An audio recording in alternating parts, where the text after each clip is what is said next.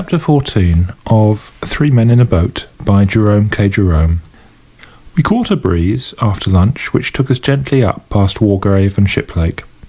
Mellowed in the drowsy sunlight of a summer's afternoon, Wargrave, nestling where the river bends, makes a sweet old picture as you pass it, and one that lingers long upon the retina of memory.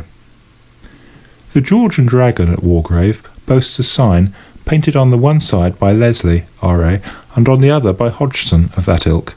Leslie has depicted the fight, Hodgson has imagined the scene after the fight, George, the work done, enjoying his pint of beer. Day, the author of Sandford and Merton, lived and, more credit to the place still, was killed at Wargrave.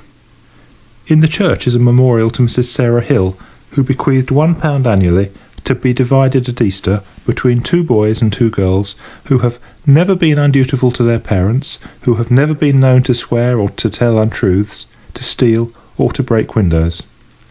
Fancy giving all that up for 5 shillings a year. It's not worth it. It is rumoured in the town that once, many years ago, a boy appeared who really never had done these things, or at all events, which was all that was required or could be expected, had never been known to do them, and thus won the crown of glory. He was exhibited for 3 weeks afterwards in the town hall, under a glass case. What has become of the money since, no one knows. They say it is always handed over to the nearest waxworks show. Shiplake is a pretty village, but it cannot be seen from the river, being upon the hill. Tennyson was married in Shiplake Church. The river up to Sonning winds in and out through many islands, and is very placid, hushed, and lonely. Few folk, except at twilight, a pair or 2 of rustic lovers, walk along its banks. Harry and Lord Fitznoodle have been left behind at Henley, and dismal, dirty Reading is not yet reached. It is a part of the river, and things that might have been, but are not. Confound them. We got out at Sonning, and went for a walk round the village. It is the most fairy-like little nook on the whole river. It is more like a stage village than one built of bricks and mortar. Every house is smothered in roses, and now, in early June, they were bursting forth in clouds of dainty splendour. If you stop at Sonning, put up at the Bull, behind the church. It is a veritable picture of an old country inn, with green, square courtyard in front, where, on seats beneath the trees, the old men group of an evening to drink their ale and gossip over village politics, with low, quaint rooms and latticed windows, and awkward stairs and winding passages. We roamed about Sweet Sonning for an hour or so, and then, it being too late to push on past Reading, we decided to go back to one of the Shiplake Islands and put up there for the night. It was still early when we got settled, and George said that, as we had plenty of time, it would be a splendid opportunity to try a good slap-up supper. He said he would show us what could be done up the river in the way of cooking, and suggested that, with the vegetables and the remains of the cold beef and general odds and ends, we should make an Irish stew.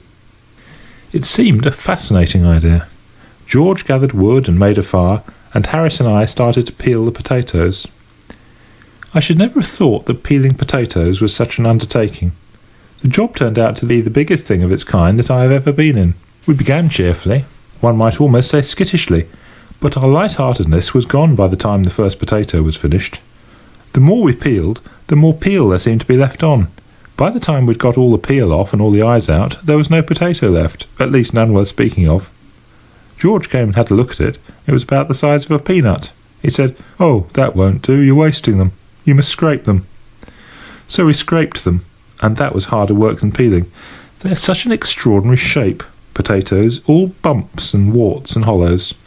We worked steadily for 25 minutes, and did 4 potatoes. Then we struck. We said we should require the rest of the evening for scraping ourselves. I never saw such a thing as potato scraping for making a fellow in a mess. It seemed difficult to believe that the potato scrapings, in which Harris and I stood, half smothered, could have come off 4 potatoes. It shows you what can be done with economy and care. George said it was absurd to have only 4 potatoes in an Irish stew, so we washed half a dozen or so more and put them in without peeling. We also put in a cabbage and about half a peck of peas. George stirred it all up, and then he said there seemed to be a lot of room to spare. So we overhauled both the hampers and picked out all the odds and ends and the remnants and added them to the stew. There were half a pork pie and a bit of cold-boiled bacon left, and we put them in. Then George found half a tin of potted salmon, and he emptied that into the pot. He said that was the advantage of Irish stew. You got rid of such a lot of things. I fished out a couple of eggs that had got cracked and put those in. George said they would thicken the gravy. I forget the other ingredients, but I know nothing was wasted, and I remember that towards the end, Montmorency, who had evinced great interest in the proceedings throughout, strolled away with an earnest and thoughtful air, reappearing a few minutes afterwards with a dead water rat in his mouth, which he evidently wished to present as his contribution to the dinner. Whether in a sarcastic spirit, or with a genuine desire to assist, I cannot say. We had a discussion as to whether the rat should go in or not. Harris said he thought it would be all right, mixed up with the other things, and that every little helped, but George stood up for precedent. He said he had never heard of water rats in Irish stew, and he would rather be on the safe side and not try experiments. Harris said, "If you never try a new thing, how can you tell what it's like? It's men such as you that hamper the world's progress. Think of the man who first tried German sausage." It was a great success, that Irish. I don't think I ever enjoyed a meal more. There was something so fresh and piquant about it. One's palate gets so tired of the old hackneyed things. Here was a dish with a new flavour, with a taste like nothing else on earth. And it was nourishing too. As George said, there was good stuff in it. The peas and potatoes might have been a bit softer, but we all had good teeth, so that did not matter much, and as for the gravy, it was a poem. A little too rich perhaps for a weak stomach, but nutritious. We finished up with tea and cherry tart. Montmorency had a fight with a kettle during tea time, and came off a poor second. Throughout the trip he had manifested great curiosity concerning the kettle. He would sit and watch it as it boiled, with a puzzled expression, and would try and rouse it every now and then by growling at it. When it began to splutter and steam, he regarded this as a challenge, and would want to fight it, only at that precise moment someone would always dash up and bear off his prey before he could get at it. Today he determined he would be beforehand. At the first sound the kettle made, he rose, growling, and advanced towards it in a threatening attitude. It was only a little kettle, but it was full of pluck, and it up and spit at him. "Oh, would ye?" growled Montmorency, showing his teeth. "I'll teach you to cheek a hard-working, respectable dog, you miserable, long-nosed, dirty-looking scoundrel, ye! Come on!" And he rushed at that poor little kettle, and seized it by the spout. Then, across the evening stillness, broke a blood-curdling yelp, and Montmorency left the boat and did a constitutional 3 times round the island at the rate of 35 miles an hour, stopping every now and then to bury his nose in a bit of cool mud. From that day Montmorency regarded the kettle with a mixture of awe, suspicion, and hate. Whenever he saw it he would growl and back at a rapid rate, with his tail shut down, and the moment it was put upon the stove he would promptly climb out of the boat and sit on the bank till the whole tea business was over. George got out his banjo after supper and wanted to play it, but Harris objected. He said he had got a headache and did not feel strong enough to stand it. George thought the music might do him good, said music often soothed the nerves and took away a headache, and he twanged 2 or 3 notes, just to show Harris what it was like. Harris said he'd rather have the headache. George has never learned to play the banjo to this day. He has had too much all-round discouragement to meet. He tried on 2 or 3 evenings, while we were up the river, to get a little practice, but it was never a success. Harris's language used to be enough to unnerve any man, added to which Montmorency would sit and howl steadily right through the performance. It was not giving the man a fair chance. "What's he want to howl like that for when I'm playing?" George would exclaim indignantly, while taking aim at him with a boot. "What do you want to play like that for when he is howling?" Harris would retort, catching the boot. "You let him alone. He can't help howling. He's got a musical ear, and your playing makes him howl." So George determined to postpone study of the banjo until he reached home, but he did not get much opportunity even there. Mrs. P. used to come up and say she was very sorry. For herself she liked to hear him, but the lady upstairs was in a very delicate state, and the doctor was afraid it might injure the child. Then George tried taking it out with him late at night and practising round the square, but the inhabitants complained to the police about it, and a watch was set for him one night, and he was captured. The evidence against him was very clear, and he was bound over to keep the peace for 6 months. He seemed to lose heart in the business after that. He did make one or two feeble efforts to take up the work again when the 6 months had elapsed, but there was always the same coldness, the same want of sympathy on the part of the world to fight against, and after a while he despaired altogether, and advertised the instrument for sale at a great sacrifice, owner having no further use for same, and took to learning card tricks instead. It must be disheartening work learning a musical instrument. You would think that society, for its own sake, would do all it could to assist a man to acquire the art of playing a musical instrument, but it doesn't. I knew a young fellow once who was studying to play the bagpipes, and you'd be surprised at the amount of opposition he had to contend with. Why, not even from the members of his own family did he receive what you would call active encouragement. His father was dead against the business from the beginning, and spoke quite unfeelingly on the subject. My friend used to get up early in the morning to practice, but he had to give that plan up because of his sister.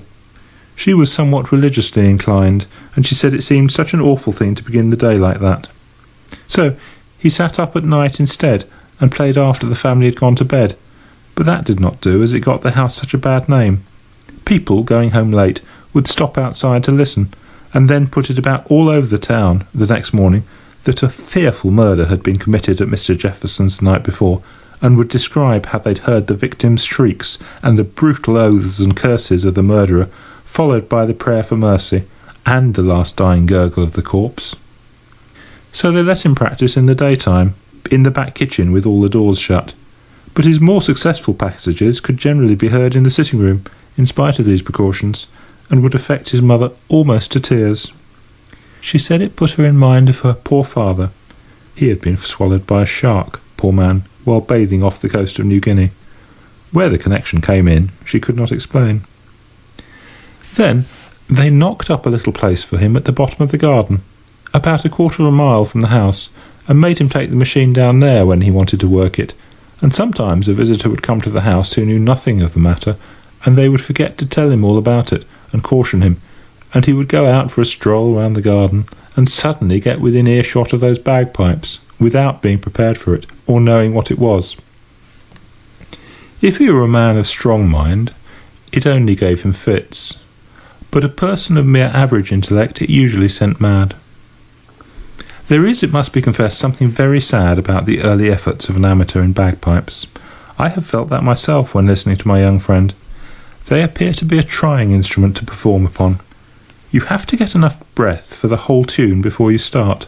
At least, so I gathered from watching Jefferson. He would begin magnificently with a wild, full, come-to-the-battle sort of note that quite roused you. But he would get more and more piano as he went on, and the last verse generally collapsed in the middle with a splutter and a hiss.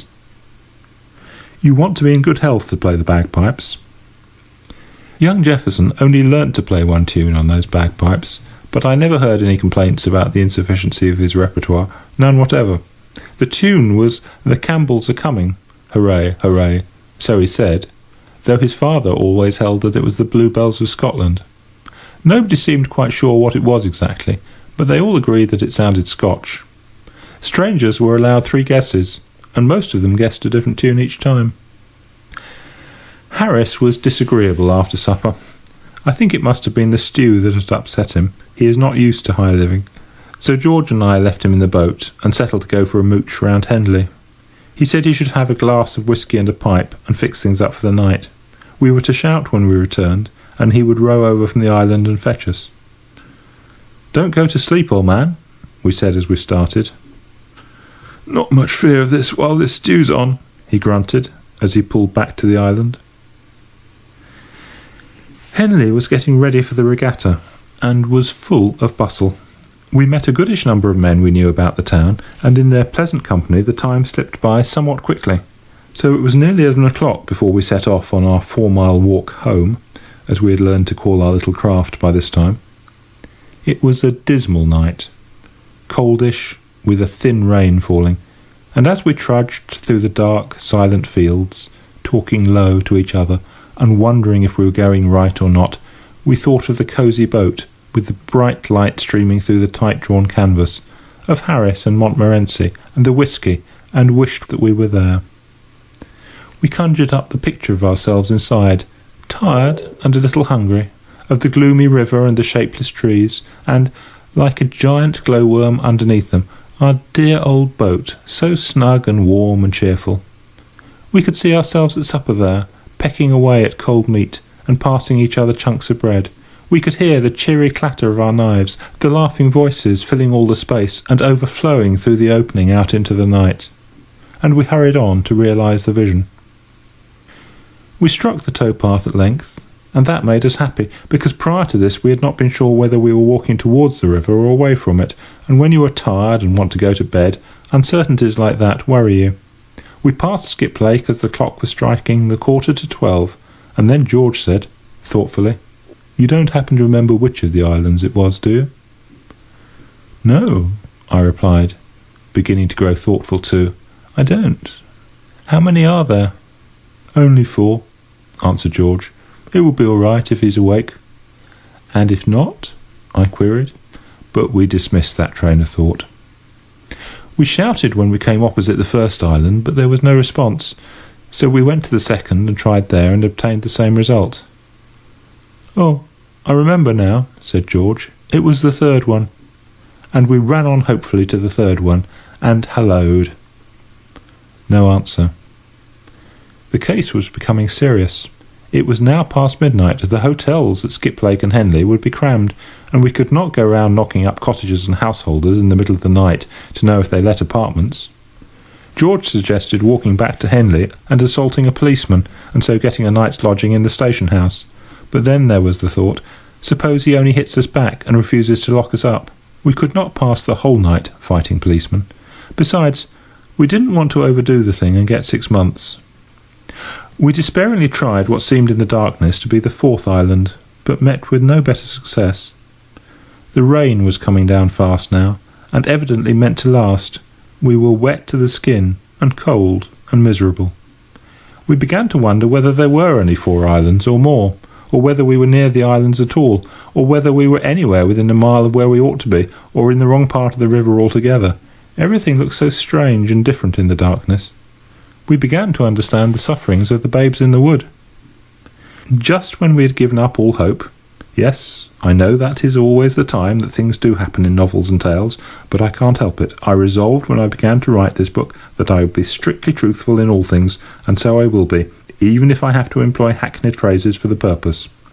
It was just when we had given up all hope, and I must therefore say so, just when we had given up all hope, then I suddenly caught sight, a little way below us, of a strange, weird sort of glimmer flickering among the trees on the opposite bank. For an instant I thought of ghosts. It was such a shadowy, mysterious light. The next moment it flashed across me that it was our boat, and I sent up such a yell across the water that made the night seem to shake in its bed. We waited breathless for a minute, and then, oh, divinest music of the darkness, we heard the answering bark of Montmorency. We shouted back loud enough to wake the 7 sleepers. I never could understand myself why it should take more noise to wake 7 sleepers than 1, and after what seemed an hour, but what was really, I suppose, about 5 minutes, we saw the lighted boat creeping slowly over the blackness, and heard Harris's sleepy voice asking where we were. There was an unaccountable stress about Harris. It was something more than mere ordinary tiredness. He pulled the boat against a part of the bank from which it was quite impossible for us to get into it, and immediately went to sleep. It took us an immense amount of screaming and roaring to wake him up again and put some sense into him, but we succeeded at last, and got safely on board. Harris had a sad expression on him, so we noticed, when we got into the boat. He gave you the idea of a man who had been through trouble. We asked him if anything had happened, and he said, "Swans." It seemed we had moored close to a swan's nest, and soon after George and I had gone, the female swan came back and kicked up a row about it. Harris had chivied her off, and she had gone away, and fetched up her old man. Harris said he had had quite a fight with these 2 swans, but courage and skill had prevailed in the end, and he had defeated them. Half an hour afterwards they returned with 18 other swans. It must have been a fearful battle, so far as we could understand Harris's account of it. The swans had tried to drag him and Montmorency out of the boat and drown them, and he had defended himself like a hero for 4 hours, and had killed a lot, and they had all paddled away to die. "How many swans did you say there were?" asked George. 32, replied Harris, sleepily. "You said 18 just now." "No, I didn't," grunted Harris. "I said 12. Think I can't count." What were the real facts about these swans we never found out. We questioned Harris on the subject in the morning, and he said, "What swans?" and seemed to think that George and I had been dreaming. Oh, how delightful it was to be safe in the boat, after our trials and fears. We ate a hearty supper, George and I, and we should have had some toddy after it, if we could have found the whisky, but we could not. We examined Harris as to what he had done with it, but he did not seem to know what we meant by whisky, or what we were talking about at all. Montmorency looked as though he knew something, but said nothing. I slept well that night, and should have slept better if it had not been for Harris. I have a vague recollection of having been woke up at least a dozen times during the night by Harris wandering about the boat with a lantern, looking for his clothes. He seemed to be worrying about his clothes all night. Twice he roused up George and myself to see if we were lying on his trousers. George got quite wild the second time. "What the thunder do you want your trousers for, in the middle of the night?" he asked indignantly. "Why don't you lie down and go to sleep?" I found him in trouble the next time I awoke, because he could not find his socks, and my last hazy remembrance is of being rolled over on my side, and of hearing Harris muttering something about its being an extraordinary thing where his umbrella could have got to. End of chapter 14.